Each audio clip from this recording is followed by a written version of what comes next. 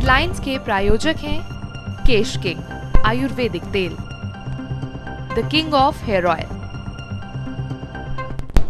PM Modi का कांग्रेस पर जोरदार हमला, बोले सिखों का कत्लेआम करने वालों को सहिष्णुता की बात करने का नहीं है हक। प्रचार के दौरान पीएम मोदी ने नीतीश लालू से पूछा व्यंग भरा सवाल, कहा महागठबंधन की हार के बाद विपक्ष का नेता कौन बनेगा, बेटा तेजस्वी या फिर नीतीश बाबू।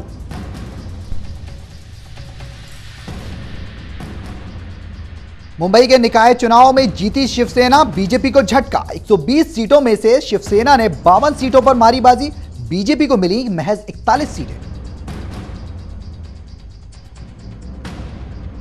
यूपी के पंचायत चुनाव में ढह गया कांग्रेस का किला, ओवैसी का खाता खुला। मुलायम के संसदीय क्षेत्र आजमगढ़ में एमआईएम ने मारी सेंध।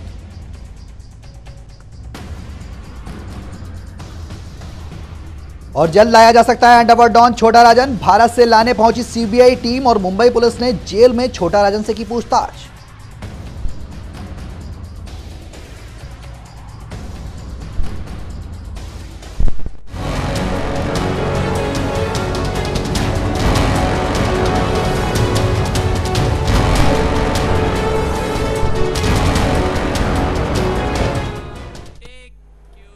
नमस्कार, आप देख रहे हैं चैनल वन न्यूज। इस खास पेशकश में आपका स्वागत है। मैं हूं आपके साथ सौरभ जौहरी। एक दशक से फरार चल रहा अंडरवर्ल्ड डॉन छोटा राजन आखिरकार इंडोनेशियाई पुलिस की गिरफ्त में आ ही गया।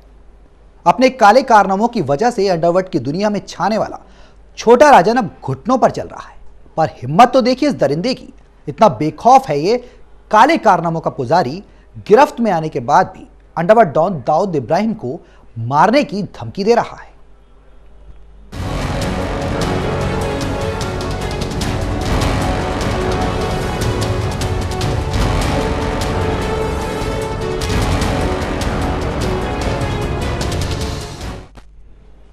मुंबई समेत पूरी दुनिया को अपनी दहशत से डराने वाला अंडरवर्ल्ड का सरगना छोटा राजन अब पुलिस की गिरफ्त में है। 55 साल का यह गैंगस्टर 2 दशकों से फरार था और साल 1995 से ही इंटरपोल ने इसे वांटेड लिस्ट में डाल रखा था। एक हत्या के लिए रेड नोटिस के बारे में कैनबरा पुलिस से सूचना मिली थी, जिसके बाद इंडोनेशिया के एयरपोर्ट पर उसे गिरफ्तार किया गया। अब सरकार की तरफ से क्या है आगे की कार्रवाई, देखिए हमारी इस खास रिपोर्ट में।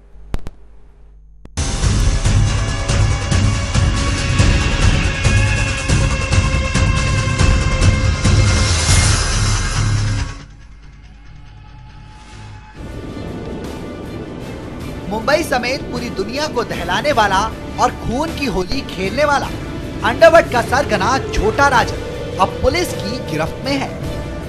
55 साल का ये गैंगस्टर 2 दशकों से फरार था और साल 1995 से ही इंटरपोल ने इसे वांटेड लिस्ट में डाल रखा था।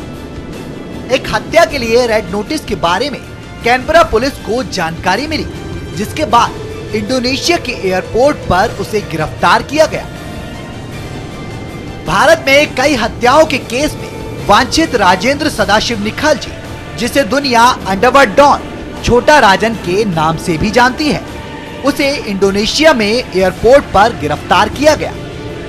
सीबीआई निदेशक अनिल सिन्हा ने राजन की गिरफ्तारी की पुष्टि भी की थी। छोटे राजन की गिरफ्तारी के बाद उसे भारत लाने की मुहिम तेज हो गई है। मुंबई बम विस्फोटों के मामले में आरोपी डॉन दाऊद इब्राहिम के मुद्दे को लेकर कांग्रेस ने हमेशा बीजेपी सरकार पर निशाना साधा है। कांग्रेस ने कहा कि बीजेपी ने कहा था कि जब वो सत्ता में आएगी तो अंडरवर्ल्ड डॉन दाऊद इब्राहिम उसकी गिरफ्त में होगा। कांग्रेस के हमलावर होने के बाद गृह मंत्री राजनाथ सिंह ने भी कांग्रेस पर पलटवार किया और अपनी चुप्पी तोड़ी। गृह मंत्री राजनाथ सिंह ने कहा, मोदी सरकार माफिया डॉन दाऊद इब्राहिम को भी भारत लाने में कामयाब होगी। अभी छोटा राजन आ रहा है, इसके बाद अब दाऊद इब्राहिम का ही नंबर है, थोड़ा इंतजार कीजिए। गौरतलब है कि बनारस में एक कार्यक्रम में शिरकत करने आए गृह मंत्री ने सर्किट हाउस में बातचीत के दौरान ये बातें कही। राजनाथ सिंह ने कहा कि केंद्र सरकार जात पात और मजहब से ऊपर उठकर काम कर रही है। सूत्रों के हवाले से खबर है कि छोटा राजन को भारत लाने पहुंची सीबीआई और मुंबई पुलिस की टीम ने जेल में उससे मुलाकात भी की। दोनों टीमें रविवार को ही इंडोनेशिया पहुंच गई थी। इंडोनेशिया में भारतीय दूतावास के फर्स्ट सेक्रेटरी संजीव अग्रवाल ने भी छोटा राजन से मुलाकात की थी। गौरतलब है कि 3 दिन के अंदर छोटा राजन को भारत लाया जा सकता है। इधर उपराष्ट्रपति हामिद अंसारी भी इंडोनेशिया पहुंच गए हैं। उनकी इस यात्रा के दौरान दोनों देशों के बीच प्रत्यर्पण संधि पर मोहर लग सकती है, जिसके बाद छोटा राजन को भारत लाने में आसानी होगी। अब देखना यह होगा कि लगातार विपक्ष के निशाने पर रही मोदी सरकार क्या दाऊद को शिकंजे में कसने में कामयाब होगी। चैनल वन न्यूज के लिए सौरभ जौहरी की रिपोर्ट।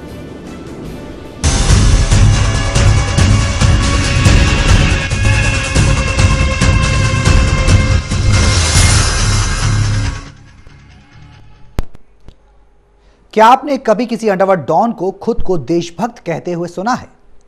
क्या किसी डॉन को आतंक के खिलाफ लड़ाई की बात कहते हुए सुना है? अगर नहीं सुना तो आज हम आपको बताने जा रहे हैं डॉन जो खुद को देशभक्त कहता है। देखिए हमारी एक खास रिपोर्ट।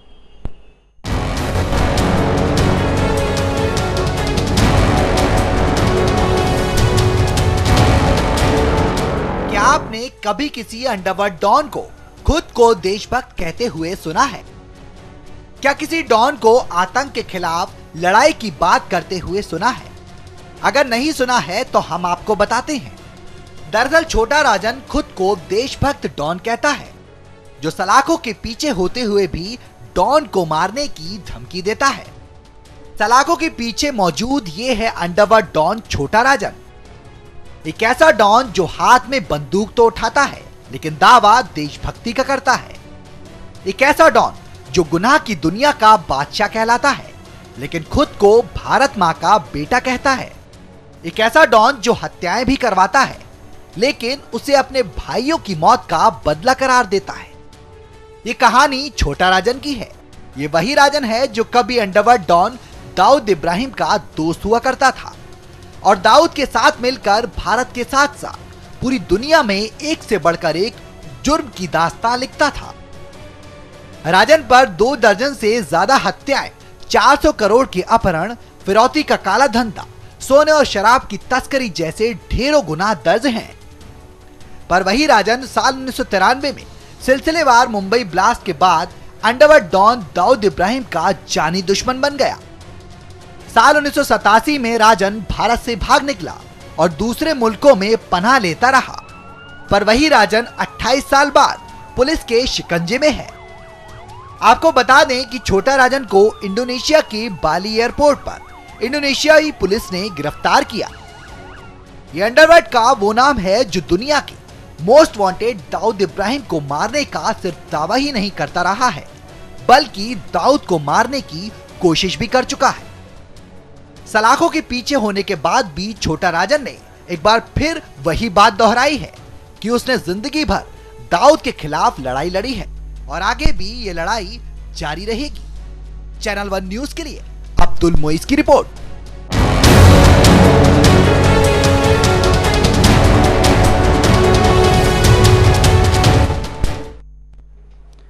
अंडरवर्ल्ड डॉन छोटा राजन को हिंदुस्तान लाने की कवायद तेज हो गई है। सरकार इंडोनेशिया से राजन को अपने साथ लाने की तैयारी कर रही है। दिल्ली से सीबीआई और मुंबई से क्राइम ब्रांच की एक टीम छोटा राजन का पूरा डोजियर भी साथ लेकर बाली पहुंची है। पुलिस ने छोटा राजन का मोबाइल और लैपटॉप जब्त कर लिया है।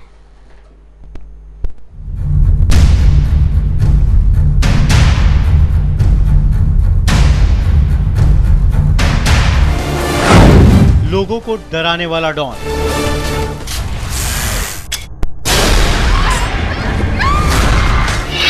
खुद डर रहा है। छोटे डॉन पर शिकंजा, मखमली कंबल में सोने वाला सो रहा है सलाखों के पीछे। जल्द होगा हिंदुस्तान की जेल में। खुली हवा में सांस लेने से कतरा रहा है छोटा राजन, जिन हाथों से लिखता था जुल्म की दास्तां। उन हाथों में अब लोहे की मजबूत हथकड़ी। जब तक जालिम को जुल्म करने से रोका न जाए, ईंट का जवाब पत्थर से न दिया जाए, तो जालिम जुल्म की नई दास्तान लिखता ही रहता है। अंडरवर्ल्ड डॉन छोटा राजन ने कई मुल्कों में एक के बाद एक कई खतरनाक खूनी खेल खेले।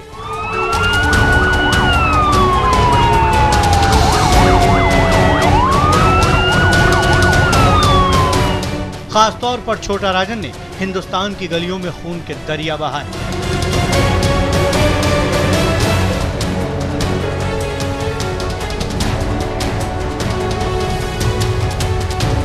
लेकिन जिन हाथों से अंडरवर्ल्ड डॉन छोटा राजन जुल्म की दास्तान लिखता था, अब उन हाथों में लोहे से बनी मजबूत हथकड़ियां डाल दी गईं।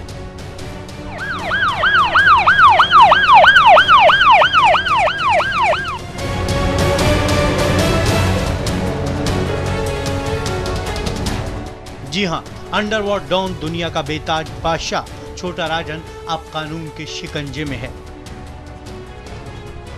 छोटा राजन 5000 करोड़ की संपत्ति का मालिक है, लेकिन अब वो संपत्ति बेमानी है। लेकिन इसकी बदकिस्मती देखिए, मखमली कंबल में रात गुजारने वाला 5000 करोड़ का मालिक अब जेल की चारदीवारी में रात गुजार रहा है। छोटा राजन को इंडोनेशिया के बाली में गिरफ्तार किया गया है, जिसके बाद अब उसे हिंदुस्तान में बनी कंक्रीट की ऊंची ऊंची दीवारों के अंदर लोहे की मजबूत सलाखों में लाने की तैयारी चल रही है। एक तरफ छोटे राजन को लेकर सरकार इंडोनेशिया के साथ प्रत्यार्पण संधि की तैयारी कर रही है, तो वहीं दिल्ली और मुंबई से सीबीआई की टीम राजन को हिंदुस्तान लेने के लिए बाली पहुंच चुकी है। उम्मीद की जा रही है कि राजन जल्द ही हिंदुस्तान की सलाखों में होगा। क्राइम ब्रांच छोटा राजन का पूरा डोजियर साथ लेकर गई है, क्योंकि छोटा राजन के खिलाफ ज्यादातर आपराधिक मामले मुंबई के थानों की फाइलों में दर्ज हैं।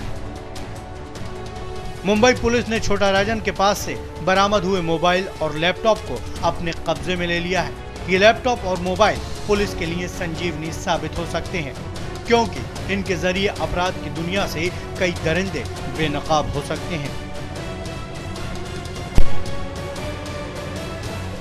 राजन को 25 अक्टूबर को बाली हवाई अड्डे से गिरफ्तार किया गया था।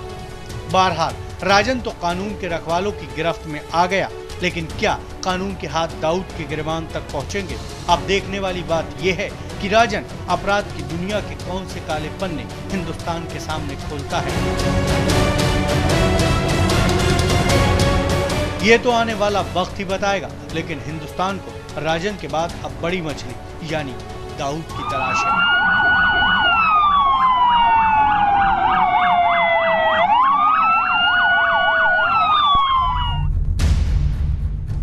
चैनल 1 के लिए समर खान की रिपोर्ट। तो अपनी खास पेशकश में हम रुक रहे हैं यहाँ छोटे से ब्रेक के लिए। ब्रेक के बाद आएंगे, करेंगे इसी पेशकश पर चर्चा। फिलहाल वक्त हो चला एक ब्रेक का।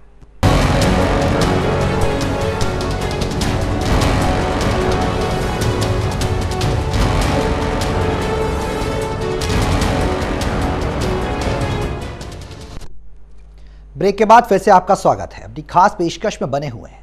आखिरकार भारत के पास सबसे बड़ा सबूत, कुल मिलाकर एक लंबे अरसे बाद 2 दशकों से सबसे बड़ा कुख्यात गैंगस्टर की बात की जाए, छोटा राजन राजेंद्र निखलजे बाहर था।